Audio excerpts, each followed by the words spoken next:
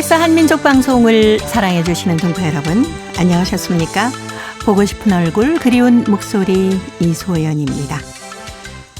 올여름 정말 덥습니다. 이 더위가 언제쯤 가려나 하고 있지만 아직도 많이 덥네요. 그런데 오늘이요, 가을이 시작된다는 절기상 입추입니다. 한여름 폭염에 지치다 보니까 입추라고만 해도 굉장히 반갑습니다.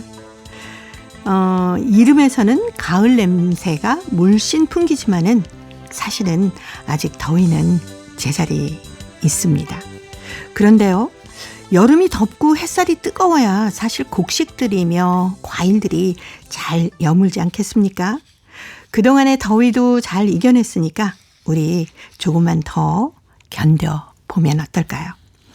절기는 속일 수 없다 얘기합니다. 그러면 시원한 가을바람이 불고 뜨거운 햇살 아래 잘 여문 풍성한 곡식과 과일을 맛볼 수 있지 않겠습니까? 오늘 첫 곡 서영은의 가을이 오면 들으면서 더위 조금 식혀볼까요?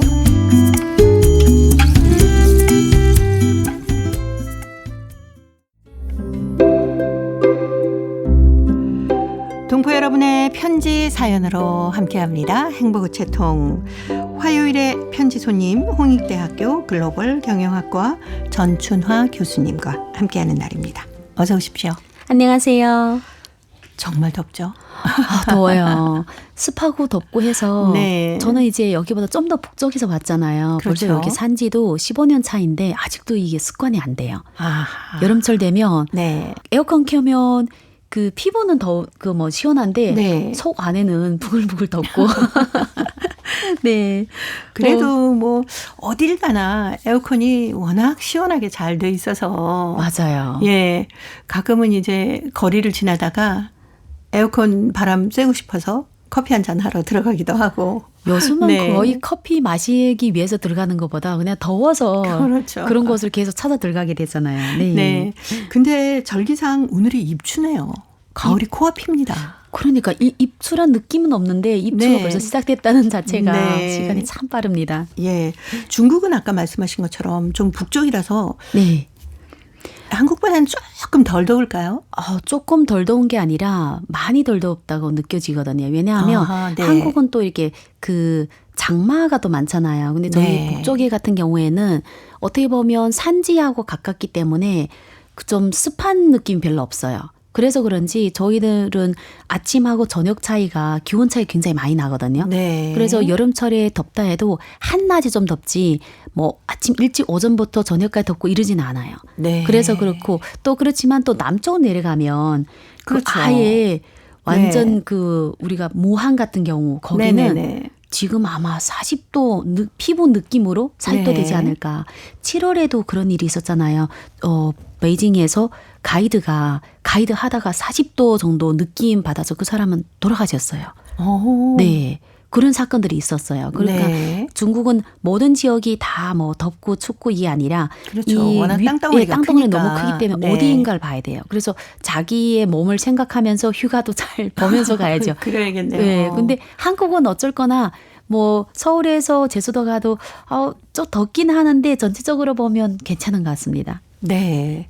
그 올 여름 휴가는 교수님 어떻게? 저는 이제 제주도로 휴가를 가고 전 휴가를 여러 번 간 것 같습니다. 일단 중국을 한번 출장을 네. 갔다 오면서 집에 갔다 오고 네. 그다음 또 아이들과 같이 제주도에 다문화 특강이 있어서 예. 또 그참에 아이들이 친구를 데리고 네. 제주도 여행을 한번 갔다 오고 예. 또 8월에는 초에 때는 지금 강원도 쪽으로 한번 갔다가 이제 부산에 한번 더 놀러 갔다 오려고 또 이렇게 얘기하면 너무 여름을 진짜 충분하게 즐기시네요. 이전에는 방학 때 잠깐만 쉬고 거의 일을 했다면 네. 원래부터는 왠지 시간만 나면 어디로 네. 가서 쉬고 싶은 마음이 더 많습니다. 네. 혹시 뭐 중국에 살고 계시는 많은 동포분들은 네. 그 휴가를 한국에 있는 가족 만나러 이곳으로 오지 않을까요? 그런 분들도 있었고, 네. 근데 지금 제가 중국에 들어가 보니, 중국도 저는 주로 이제 동북 쪽에 가잖아요. 네. 동북 쪽에 생각보다 개발을 잘 해놓은 곳들이 많아요. 네, 무슨 그렇다고 민속촌이나 그래요. 네네. 아니면 또 이제 어머님들 좋아하는 뭐 식사거리나 그래서 저도 보니까 우리 부모님, 어머님 보시면 바빠요. 제가 들어가도 네. 주말에 같이 놀러 갈 곳들이 꽤 있더라고요. 아하. 네. 그리고 연변 지역은 산지잖아요. 네. 그 옆에 또 강도 있고 물도 있고 산도 있고 하니까 잘 개발돼서 어디 가나 먹을 수 있고 커피 마실 수 네. 있고. 네. 경치도 즐길 수 네, 있고. 경치도 즐길 수 있고 예. 그리고 거리도 멀지 않고 해서 네. 동포들이 생각보다 재미있게 잘 놀고 있습니다.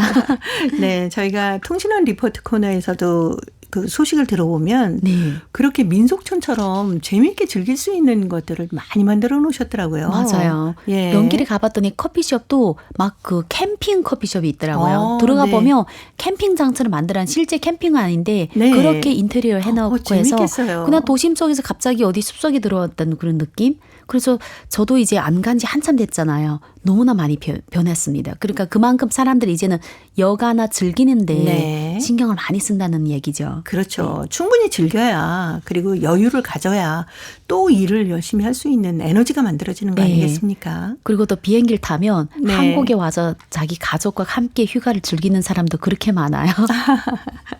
네, 동포 여러분께서도 이 여름철, 무더운 여름철, 중국에서 뭐 나름대로 또 더위가 있으니까 이 여름철 건강하게 잘 보내시기 바랍니다. 자, 오늘 행보우체통에 시원하면서도 아주 따뜻한 사연이 들어와 있어요. 대한민국 경기도 부천시에서 남태일 씨가 보내오셨습니다. 흰 눈 속에 돈지갑이란 글인데요. 전춘화 교수님이 먼저 소개합니다. 요즘 컴퓨터를 배우는 재미가 쏠쏠해서 시간 가는 줄도 모르겠다. 12월의 어느 날 컴퓨터 강의 시간을 끝내고 집으로 돌아오는데 한방눈이 펑펑 쏟아졌다. 눈 속에 작고 검은 물건이 유난히 눈길을 끌었다. 두툼한 돈지갑이었다. 지갑을 펼쳐보니 지갑 안에 5만 원권 지폐가 가득 차 있었다.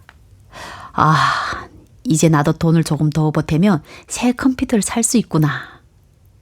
집에 와서 지갑을 열어 확인해보니 현금과 현금카드 그리고 외국인 등록증이 들어있었다. 마침 퇴근한 아내에게 오늘 발생한 사건의 경위를 얘기했다. 여보, 이분 이 얼굴을 보니까 꼭 중증 환자 같이 보여요.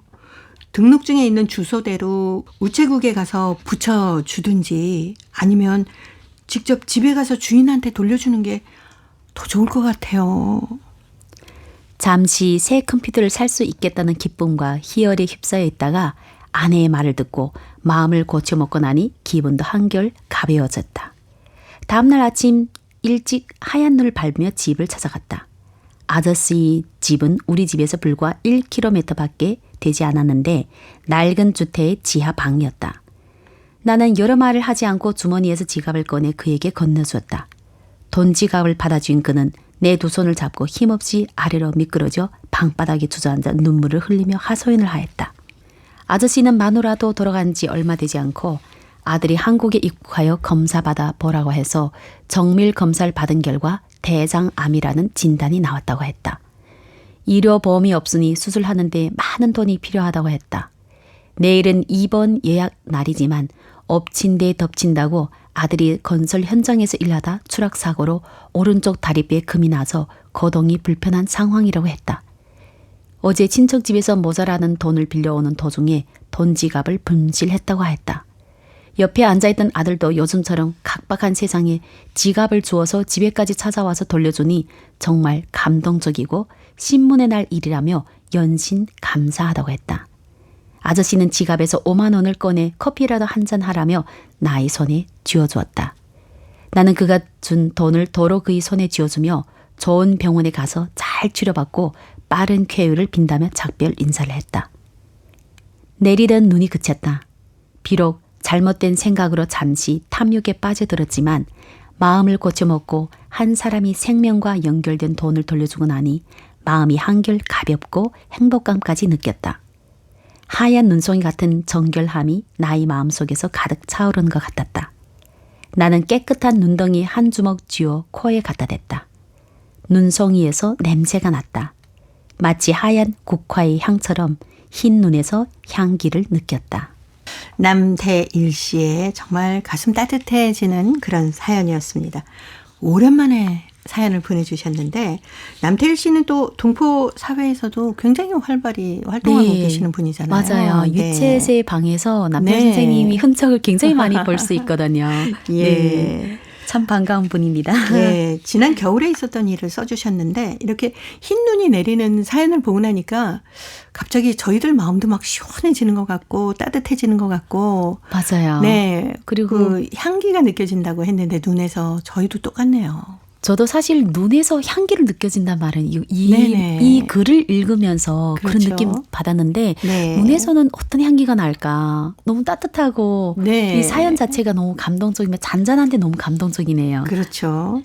사실 아내에게 이런 이야기를 하면 당연히 아내는 그렇게 얘기하지 않겠습니까? 이게 어떤 돈인지 모르니까 당연히 돌려줘야 된다. 그렇죠. 예. 저는 정말 이게 돈을 이제 잊어버린 사람한테 돌려주는 거는 당연한 일이기도 하지만 네. 대부분 보면 잃어버린 분들이 꼭 이 돈이 정말 필요하고 이렇게 네. 보통 병원 돈이나 아니면 큰 일을 꼭 해야 되는 사람들이 너무 급하다 보니까 그러니까요. 잃어버리는 현상이 예. 많거든요. 이런 정말 이렇게 사실 사욕에 또 넘치면 그냥 누구도 모르는데 그리고 내가 도둑한 것도 아니잖아요. 그냥 네. 떨어진 거잖아요. 가질 수도 있는데 이 아내분이 사진 보고 정말 아픈 사람 같다. 근데 그렇죠. 막상 찾아가니 정말 아픈 사람이라서 네. 드라마 같아요. 드라마의 한 장면. 네. 특히 또 이 사연 속에 주인공 되시는 남자분이 아내도 먼저 돌아가시고 네, 아들도 또 아들도 추락 또 사고 나고. 이렇게 사고가 나고 대장암 때문에 이제 병원에 가야 되는 그런 귀한 돈이었는데 돌려주는 분의 손을 꼭 잡고 얼마나 정말 다행이다라고 생각하셨을까 그렇죠. 싶어요. 어떻게 보면 돈도 돈 문제지만 네. 세상이 나를 다 외면하는 느낌. 내가 그러지 그럼요. 않아도 힘든데 네. 대장암이란 자체가 사실 선고받는 사람은 어떻게 보면 죽음과 굉장히 가깝게라고 자기만이라도 너무 힘든데 네. 아들이 추락사고에 내가 돈 지갑까지 잃어버리면 왠지 세상은 나를 등진다는 이런 느낌까지 그렇죠. 받을 수 있거든요. 왜 세상이 나를 버리는 거 아닌가라는 네, 생각이 맞아요. 드셨을 텐데 혹시라도 이 사연 속에 주인공 되시는 분이 오늘 이 방송을 들으셨으면 좋겠어요.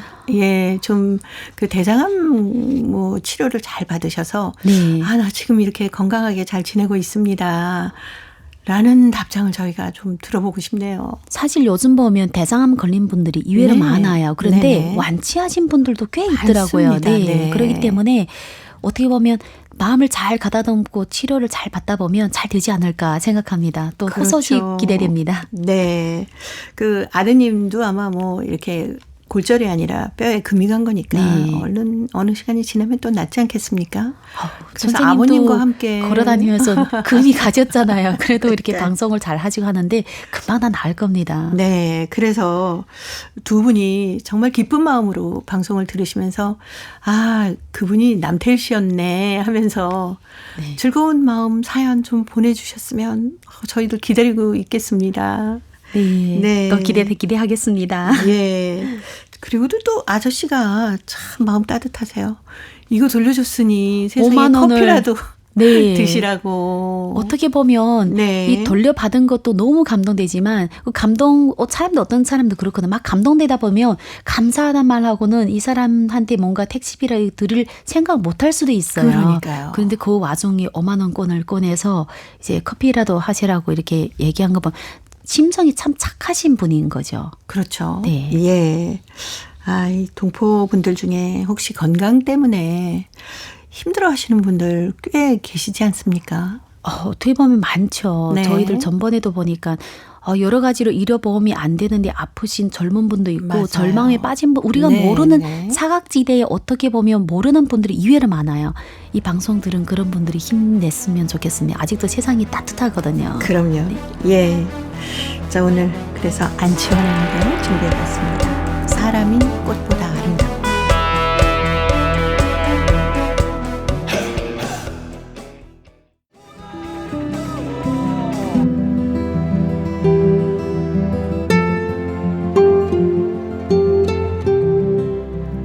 동포 여러분의 따뜻한 사연으로 아름다운 추억을 만들어 드립니다.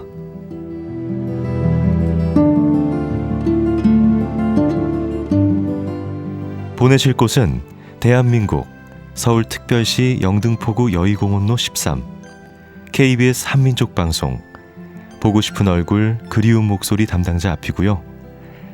인터넷 주소도 알려드립니다. KBS 홈페이지 www.kbs.co.kr에 접속하신 다음 라디오 한민족 방송 보고 싶은 얼굴 그리운 목소리를 순서대로 클릭하신 다음 청취자 참여 코너에 글을 남기시면 됩니다.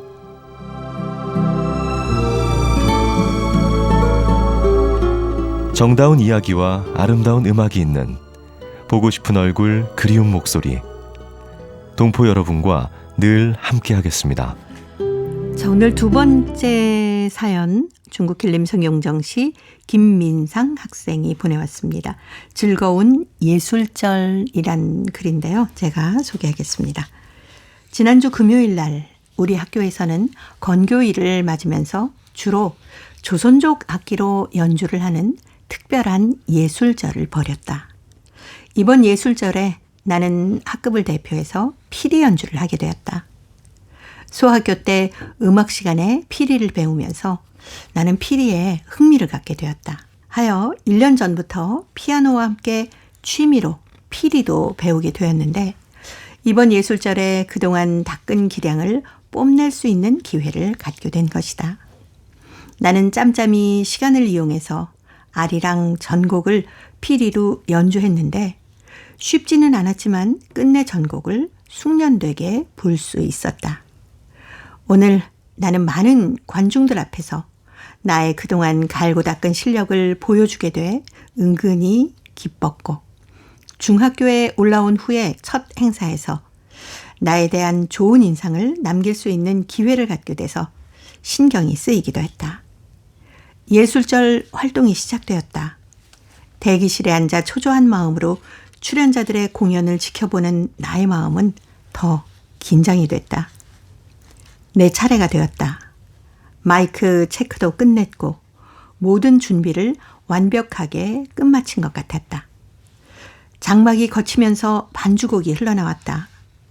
그런데 피리를 불면서 보니 웬일인지 소리가 나가지 않았다. 그렇다고 음악을 끊고 다시 맞출 수는 없는 상황이었다. 나는 당황했지만 그런대로 목에 핏대를 세워가며 열심히 피리를 불었다. 그렇게라도 불면 관중들에게 영롱한 피리 소리가 전해지기를 바라면서. 그러나 회장의 웅성거리는 소리는 원래 낮은 피리 소리를 압도해버렸다. 마이크가 꺼진 상태라 관중들이 더 웅성거리며 당황해하고 있었다. 그러던 어느 순간 맑은 피리 소리가 다시 대회장에 울려 퍼졌다. 곡이 끝나자 회장에서는 일제히 박수 소리가 울렸다. 잘 불었다고 보내는 건지 아니면 햇병아리에게 보내는 선배님들과 선생님의 고무 격려의 박수 소리인지 나도 딱히는 알 수가 없었다. 비록 웃음을 머금고 내려왔지만 나의 기분은 전에 없이 다운돼 있었다. 왜 소리가 나가지 않았을까? 마이크를 잘 맞추지 않았나? 하나하나 점검이 없었나? 나는 자기의 물음에 대답할 수가 없었다. 공연을 잘해서 좋은 인상을 남기고 싶었던 마음이 괴로움으로 가득 차올랐다. 비록 이번 예술절은 아쉬움과 미련을 남긴 채 끝났지만은 나는 우리 민족의 악기로 연주된 아름다운 선율들이 교정을 가득 채움을 진심으로 느꼈다. 비록 마이크는 꺼졌지만 아리랑의 아름다운 선율은 영원히 꺼지지 않고 울려 퍼지리라 믿어마지 않는다. 라는 사연이었습니다. 김민상 학생이 예술절에서 피리를 불었는데 예술절이면 무슨 날이라고 설명을 해야 되나요? 학교마다 어릴 때부터 예술, 그러니까 보통 노래, 춤, 악기, 뭐 연주, 다양하게 이제 그 예술로 표현할 수 있는 걸 가지고 하는 그런 기간이 있어요. 그래서 네. 어떤 곳은 학교 같은 경우는 뭐 이 한 달이 예술절이 될 수 있고 어떤 곳은 뭐 한 주일, 어떤 곳은 그 하루 공연처럼 나와서 장기자랑하는 그런 네. 날이라고 보면 되거든요. 네. 자기가 잘하는 거 발표할 수 있는 날. 네, 맞습니다. 예. 근데 피리를 열심히 불었는데 왜 소리가 들리지 않아가지고 본인도 당황하고 들으시는 분도 왜 그러지 왜 그러지 했을 거 아닙니까? 그 분위기가 막 그대로 느껴지네요. 근데 이런 분위기가 네. 아마 평생 잊어버릴 수는 없을 거예요. 그렇죠. 어떻게 보면 네. 올라갔는데 만발이 준비해서 올라갔는데 또 막상 이게 문제가 생기는 내가 어떻게 할 수가 없는 문제잖아요. 네, 그렇죠. 네. 그렇다고 해서 피리 불던 걸 갑자기 멈출 수도 없고. 그렇죠. 내려올 그래도 수도 이제 없고. 마이크는 꺼져 있어서 소리는 작지만 그래도 끝까지 네. 참 열심히 잘 불었네요. 박수 보내주고 싶어요. 이럴 때 참 당황하기 쉽지 않습니까? 그렇죠. 특별히 이제 어린아이들수록 심리 상태가 그렇게 안정적이지 않기 때문에 또 네. 당황하며 내가 잘 불던 피리도 사실 다 잊어버리고 그렇죠. 그럴 수도 있는데 어떻게 보면 이 친구는 10대인데 7학년이면 아마 중학교 1학년 정도 네네. 되거든요. 네. 그래도 아마 그 긴 장편의 내용을 써서 우리 그때 상황을 네. 그냥 눈에서 생생하게 눈에 서네요. 네. 예. 아마 식은땀도 나지 않았을까라는 이제 갑자기 생각도 드네요. 초등학교 때 춤출래 딱 올라가서 시작해 쳤는데 중간에 딱 시작하자마자 꺼진 기억이 나요. 근데 우리는 이게 시작 전에 음악이 없으면 상관없는데 기다리는데 네. 벌써 춤추기니까 벌써 이렇게 펄쩍펄쩍해서 이제 그 한국의 전통무용, 조선 네네네. 전통무용 추고 있는데 꺼진 거예요. 근데 친구들 당황하지 않고 계속 가는 거죠. 근데 이 꺼진 게 마이크 꺼져가지고 음악은 계속 가고 있어서 네. 잠깐인데 한 10초 정도밖에 안 되는데 제 느낌상 엄청 긴 굉장히 시간. 긴 시간으로. 근데 저희가 다 췄어요. 네. 눈치 보면서 그대로 추니까 그렇죠. 당황한 사람들도 보면서 당황하는데 다시 또 이어갈 때 되니까 그 춤이 딱 맞춰서 네. 이어간. 그게 굉장히 오래 남았어요. 그래서 혹시 무대에 올라갈 때마다 그 생각이 막 나기도 하고 그럴 수 있지 않습니까? 네, 그렇죠. 그거는 네. 처음이자 마지막이었는데 그런데 잘 넘은 것 같아요. 대신 이제 얼굴 네. 앞으로 봐야 되는데 갑자기 당황하니까 옆에 봤다. 그렇죠. 옆에 친구들은 어떻게 하고 있나. 네. 네. 그런 어떤 경험들이 뭐 다시 이런 예술절에 어떤 연주를 할 때 자기 자신을 잘 다스릴 수 있는 좋은 경험이 될 수도 있어요. 그러니까 어떻게 보면 나는 피리만 노래 잘하면 되는 게 아니라 점검을 네. 하는 걸 한번 같이 확인도 해볼 수 있어야 된다. 이렇게 되지 않을까 싶습니다. 네. 자, 김민상 학생의 편지를 보면서 우리가 뭔가 잘못됐을 때도 당황하지 않고 내가 할 수 있는 건 꾸준히 잘할 수 있다라는 네. 어떤 자신감 같은 거를 늘 갖고 있었으면 좋겠다라는 생각도 드네요. 송창식의 피리 부는 사나이라는 노래가 있습니다. 자, 김민상 학생 이 노래 들으면서 예술절에 있었던 그 상황 잘 이겨내서 나는 정말 잘한 것 같아 라는 생각으로 들어보시기 바랍니다.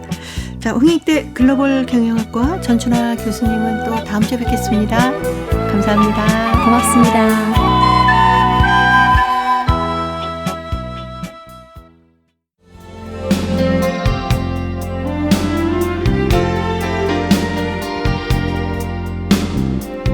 KBS 한민족 방송은 7천만 온결어의 꿈을 담습니다. 지구촌 곳곳으로 뻗어나간 한민족의 중심 채널 KBS 한민족 방송은 더 나은 미래를 위한 초석이 되고자 합니다. 여기는 대한민국 서울에서 보내드리는 KBS 한민족 방송입니다. KBS 한민족 방송 보고 싶은 얼굴 그리운 목소리 함께하고 계십니다. 자, 이제 동포통신원들과 전화를 연결해서 여러분 계신 곳에 새로운 소식을 전해드립니다. 통신원 리포트인데요. 오늘은 중앙아시아 카자흐스탄 그리고 러시아 사할린 지역의 소식 준비했습니다. 먼저 카자흐스탄의 김상욱 통신원 만나보겠습니다. 김상욱 통신원 안녕하셨습니까? 예, 안녕하세요. 반갑습니다. 네, 반갑습니다. 한국의 고등학생들이 카자흐스탄에서 국외 역사 현장 탐방을 실시했다면서요? 카자흐스탄에서 대전교육청 내의 고등학생들이 국외 역사 현장 탐방이 우리 카자흐스탄 내에서 실시되었습니다.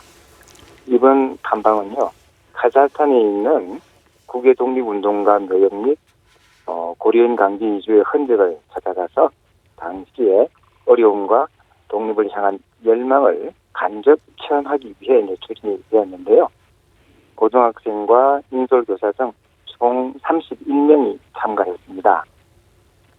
탐방의 시작은요, 일제강점기 조국을 떠나 연해주로 이주한 민족 지도자들이 창간한 고려일보의 역사 탐방에 관한 글을 기고하는 것으로 이제 시작이 되었는데요. 네. 독립운동가 추모비 앞에서 묵념과 환화를 진행했고요. 다음 날은 가자탄 학생들과의 교류를 통해서 현재 가자탄에 있는 고려인들의 삶에 대해 살펴보는 시간을 가졌습니다. 이후 그대로 따로 이동을 해서 홍범도 장군과 개봉우 지사 묘역에 묘역 그리고 또 신켄트에 있는 최봉설 지사의 묘역을 방문을 했습니다. 대전시 교육청 관계자는요, 가자탄 역사 현장 탐방은 학생들의 역사의식을 강화시키고 나라 사랑하는 마음을 키워나가는 계기를 마련했어요. 국외 역사 현장 탐방을 통해 올바른 역사인식을 가진 미래 인재를 양성할 수 있도록 지속적으로 지원할 계획이다라고 말을 했습니다. 네. 그리고 또 서울시 서울관광재단이 카자흐스탄에서 의료 관광 설명회도 열었다면서요? 예, 서울시와 서울관광재단은 최근 가자탄 알마티 현지에서 2023 알마티 건강상담회 및 서울관광 설명회를 개최했습니다.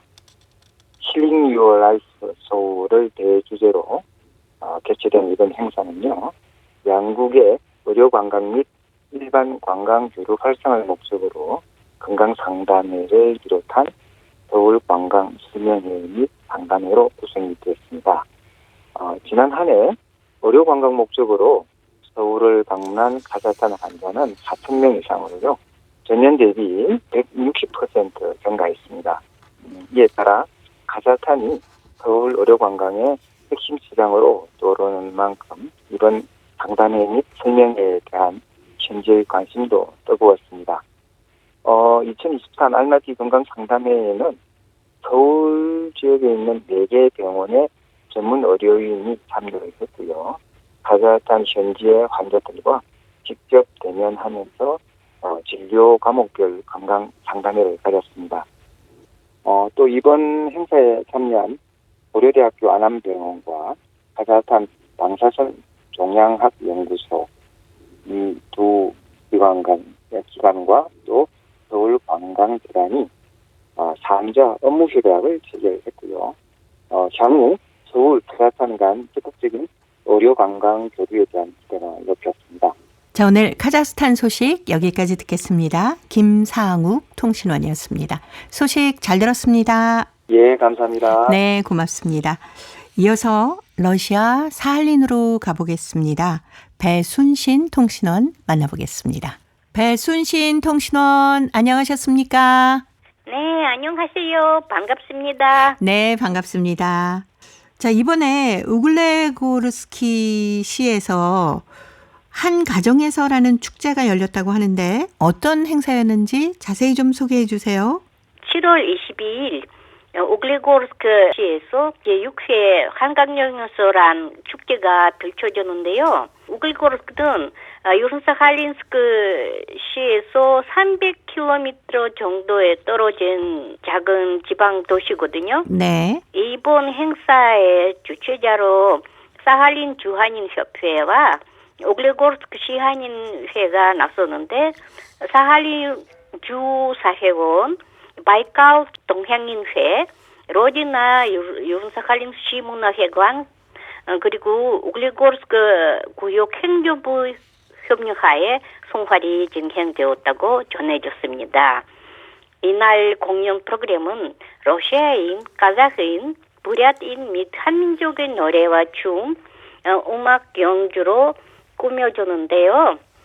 유르사할린스크시의 로디나 문화회관의 러시아 민속예술단원들, 바이칼 동향인회의 가수와 민속음악 연주자, 그리고 사할린 한인문화 소속 아리랑 모형단과 희망 모형단, 그리고 하늘사문놀이 팀의 상급, 중급 그룹 동포 가수 등의 멋진 공연이 진행되었는데 정말 재미있는 광경이었습니다. 네. 자, 이번 축제에서 특히 어떤 행사가 인기가 있었나요? 네, 이번 행사는 한민족 문화와 부랴 및 러시아에는 문화를 소개하는 축제였어요. 특히 이번에는 오글거르크에서 한민족 및 부랴 민족 문화에 관한 마스터 클래스들이 펼쳐졌는데 그 중에서도 요리 교실이 인기가 많았어요. 이 축제를 위해 유른사 칼린스께서 60여 명의 아티스트들과 사회활동가들이 오글거르크를 찾았는데 축제 자체가 재미있었고 사람들이 아주 많이 좋아했습니다라고 오글거르크 시한인회 유경숙 회장이 전했습니다. 오글거르크 시민들은 이날 시식을 하면서 부랴떼 보와 밀가루 반죽으로 만든 기름에 튀기는 그런 과자 비슷합니다. 그리고 동포들이 만든 뺨새, 왕만두 비슷하고 그런 요리가 완전 맛있다고들 다들 했습니다. 네, 오늘 사할린 소식 여기까지 듣겠습니다. 배순신 통신원이었습니다. 소식 잘 들었습니다. 네, 감사합니다. 네, 고맙습니다.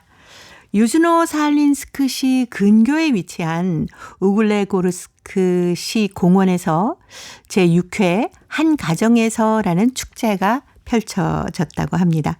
이 행사는 민족 간의 행사로 해마다 사할린 주 내에 있는 여러 도시에서 진행이 된다고 하는데요. 러시아인, 카자크인, 부랴트인 그리고 우리 민족 이렇게 모여서 노래와 춤, 음악 연주로 꾸며진다고 하네요. 특히 이번 행사에서는 한민족 문화, 부라트와 러시아의 문화를 소개하는 그런 주된 축제였다고 하는데 그중에서 요리 교실이 가장 인기가 많았다고 하네요. 특히 부랴트의 보오와 밀가루 반죽을 기름에 튀기는 과자 같은 그런 음식이었고요. 동포들이 만든 뺨새, 왕만두 비슷한 그 뺨새가 인기가 있었다는 사할린의 소식이었습니다. 자, 이제 퀴즈를 통해서 대한민국의 역사와 문화까지 배울 수 있는 퀴즈 한마당 이어집니다.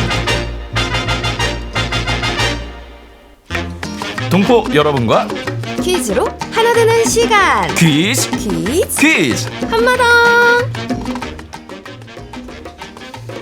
아니 옷이 그게 뭐야? 왜? 내 옷이 어때서?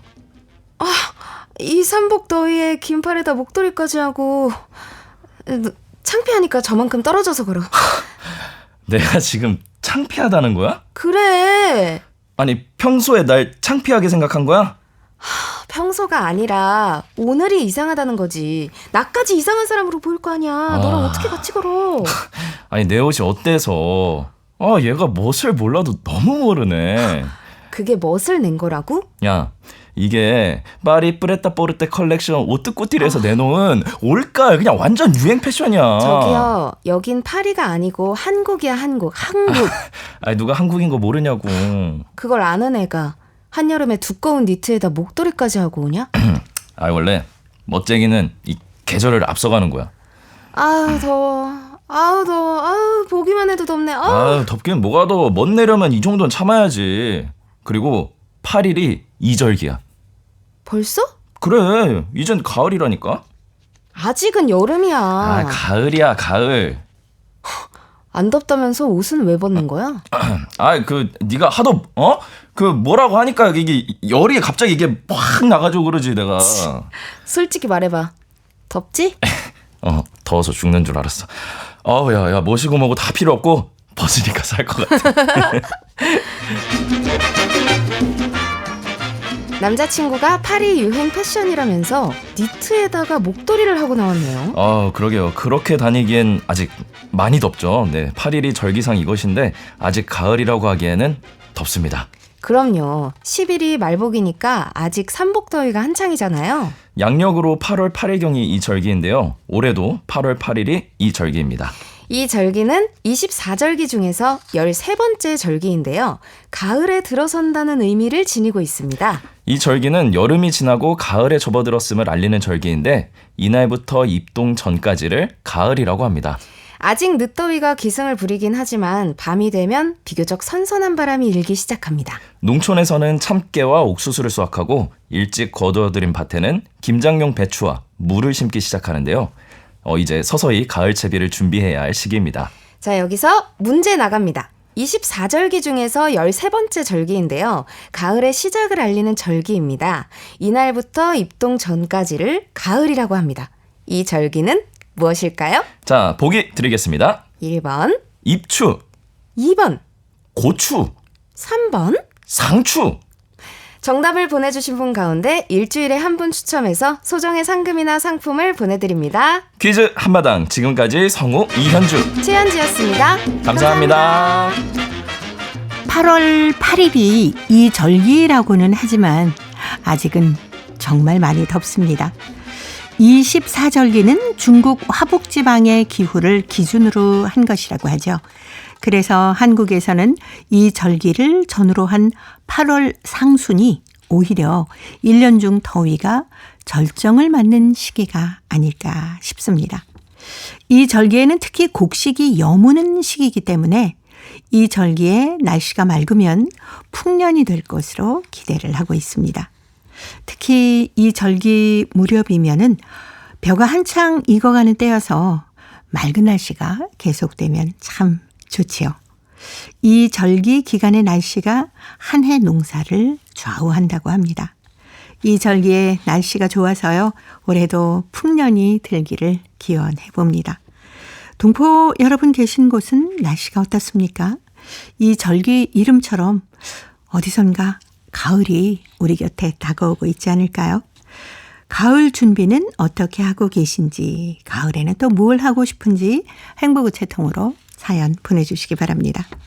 정답은 KBS 홈페이지에 접속하신 다음에 라디오 한민족 방송 보고 싶은 얼굴 그리운 목소리를 순서대로 누르시면은 청취자 참여란이 있습니다.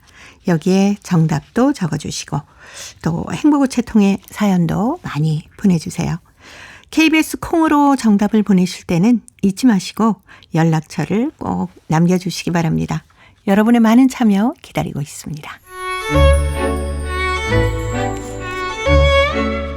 고려인들의 역사를 재조명하고 그들의 삶의 애환을 살펴보는 시간, 고려인 이야기. 사단법인 고려인마을 역사유물전시관의 김병학 관장님 전화로 만나보도록 하겠습니다. 관장님 안녕하셨습니까? 네, 안녕하십니까. 자, 저희가 지난 시간에 카자흐스탄에서 벼 재배로 노력 영웅이 된 김만삼의 얘기를 쭉 들으면서 그 가족들이 다시 연해주로 떠날 수밖에 없었던 얘기까지 들었습니다.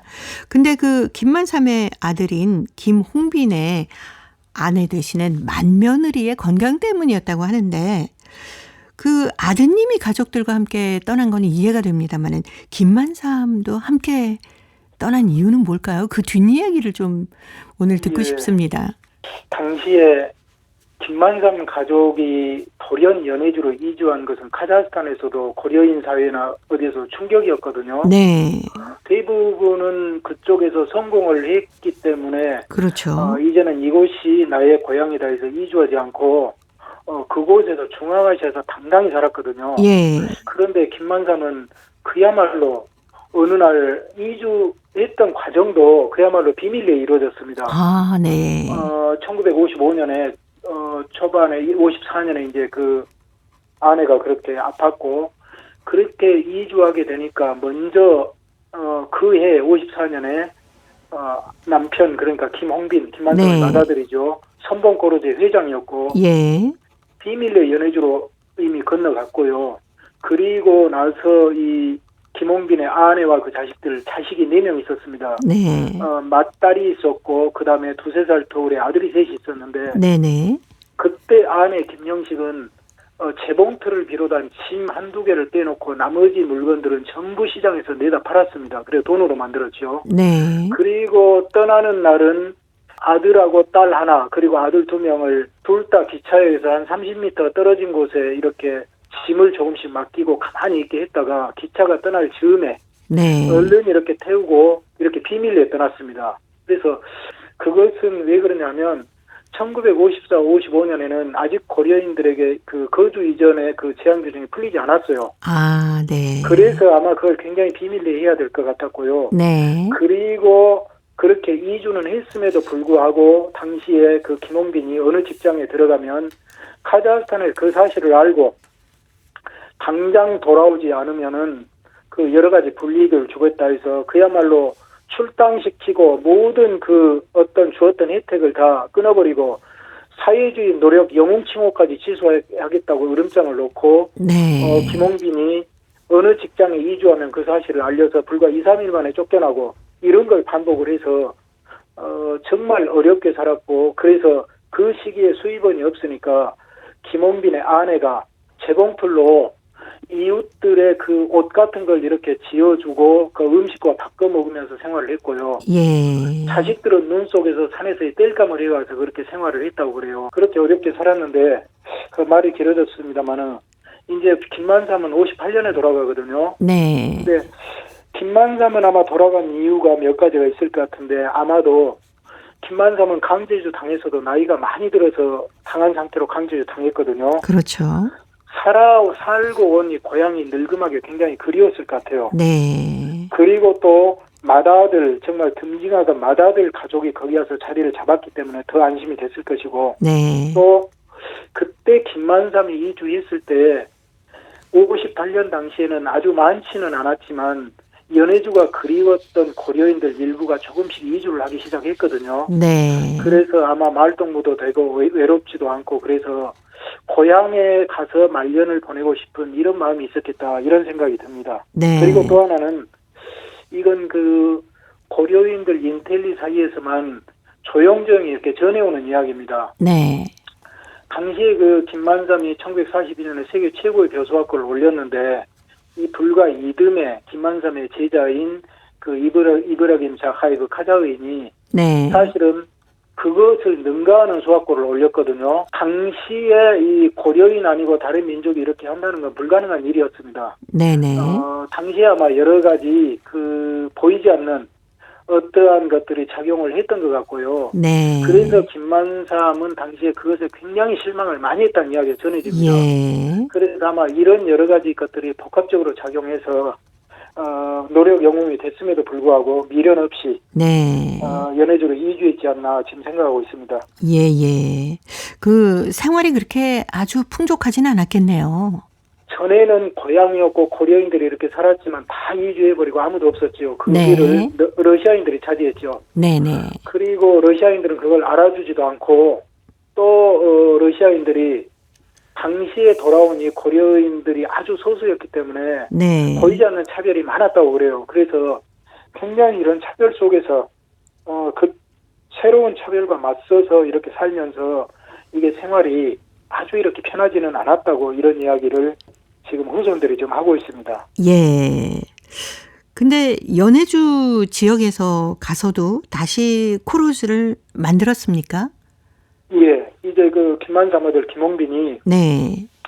가자마자 57년에 그러니까 54년 말에 가고 57년 초까지는 그야말로 자리를 잡는데 이렇게 노력을 했죠. 네. 쫓겨나기도 반복하고 그러면서 아마 한 55년 무렵부터는 자리를 잡아서 한가구역 그러니까 중국과 그 중간대 그쪽에 큰 호수가 있습니다. 네. 그쪽 구역 그 로코섭스키랑 고로즈에서 부회장으로 일하고 그리고 나중에 제한 규정이 풀리니까 연해주에서 카자흐스탄, 우즈베키스탄에서 고려인들이 꾸준히 들어오니까 네. 이분들이 수시로 김홍빈 집에 모여가지고 예예. 어떻게든 우리가 고려인들의 어떤 자치구역 또 우리 스스로 할 수 있는 무엇을 만들어보자고 제안을 해서 김홍빈이 나서서 거기서 멀지 않은 그로데코보 구역의 프르지발스키 부근에 친선이라고 하는 고려인 꼬르즈만을 따로 만듭니다. 네. 그래가지고 지도를 하고 이러면서 고려인 그 어떤 자치주,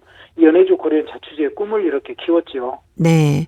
근데 연해주는 중앙아시아 지역하고 날씨가 다르기 때문에 농사는 어땠을까요? 이제 연해주에서 고려인들이 오랫동안 살면서도 벼재배에 이렇게 실패를 했습니다. 네. 그쪽은 중앙아시아하고 달리 일조량도 적고 겨울이 혹독하게 춥고 네네. 또 우리나라와 비슷한 환경인데 훨씬 춥다고 보면 되죠. 예. 그래서 힘들지만은 이미 그 김만삼은 농업 해봤던 경험이 있고 거기에서 벼 재배가 되는 곳이 그 말씀드린 한가 호수 부근 물이 네. 풍부하고 그리고 시호태 알린산맥 그 동서남면에 이렇게 벼농사가 가능한 지역이 있어서 그쪽 북위 한 42도 정도 그쪽에서 벼 재배를 했고 그 외에는 이제 주로 바짝물을 재배를 했죠. 안 되니까. 네. 연해주로 다시 이주한 고려인들이 그래도 꽤 있었기 때문에 지금 고려인 자치주 얘기를 잠깐 들려주셨는데 그게 가능했겠네요. 코로즈가 가능했고요. 네. 근데 자치주가 되려면 굉장히 다른 상황인데 고려인들이 강제 이주되기 전에 자치주를 달라고 이렇게 청원도 했었습니다. 그만큼 예. 많이 살았고 또 하바롭스크 이에 유대인은 얼마 되지 않지만 비로비잔 유대인 자치주까지 허용을 해줬던 걸 보면서 고려인들은 희망을 가졌는데 그에 대한 대답은 스탈린의 강제이주였죠. 예, 그래서 예. 자치주의 꿈은 사라졌지만 김홍빈이 다시 돌아가서 고려인으로만 구성된 코로즈를 만들므로 인해서 그 꿈을 이렇게 이루려는 시도를 다시 이렇게 해봤다. 여기에 우리가 의미를 둘 수 있을 것 같습니다. 예. 그래서 김만삼의 아들인 김홍빈이 연해주에서 우스리스크로 이주를 했다라고 하던데 그런 원인도 있었을까요? 이제는 연해주로 완전히 이주를 했고요. 네. 그 꿈을 키우면서 이제 그 친선 코로즈를 만들어서 자치주 이런 꿈을 꾸면서 네. 새로운 그 후배 영농인들에게 이걸 물려주고 본인은 이제 아버지의 고향이었던 우스리스크 그곳으로 가서 이제 자녀 교육에 힘쓰고 네. 그러면서 여러 가지 우스리스크와 또는 사할린 네네. 사할린까지 건너가서 고려들을 지도하면서 그곳 전체 연해주 지역의 고려인들의 현 상황을 조망하면서 고려인들의 어떤 그 집단 구역 이런 것을 이루어보려고 여러모로 시도를 하고 꿈을 이렇게 꾸었던 것 같습니다. 예.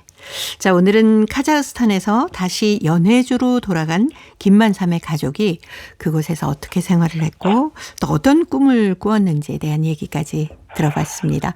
다음 시간에 또 뵙겠습니다. 네, 감사합니다. 네, 고맙습니다.